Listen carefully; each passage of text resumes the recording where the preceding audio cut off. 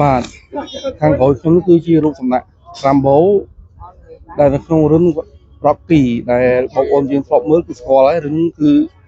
ល្បីល្បាញខ្លាំងឥឡូវនេះរូបសំណាករបស់រ៉ាំបូនេះគឺក្នុងរឿងរ៉ុកគីគឺធ្វើដាក់ក្នុងត្រាំទីបាទនេះឃើញណាអូខេរ៉ុកគីរឿងនេះខ្ញុំចូលចិត្តមើលបាទតាំងពីដើមមករឿងយូរហើយនិយាយទៅឲ្យទៅរឿងរ៉ាំបូគឺចូលចិត្តមើលតែម្ដងឥឡូវនេះរូបសំណាករបស់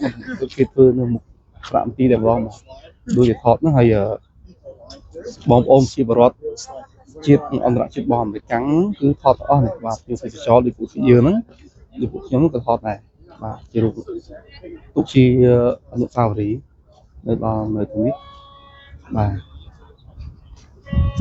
ដោយសារពេលវេលាខោចអាចមិនបានចូលទៅក្នុងប្រាក់មន្ទីរឥឡូវចាំមើលចាក់ស្បែកសិនទៅជែកគ្នាសិនតើអាចចូលបានអត់ពេលវេលាយើងខោចមែនតើម៉ោង4ជាងហើយបាទ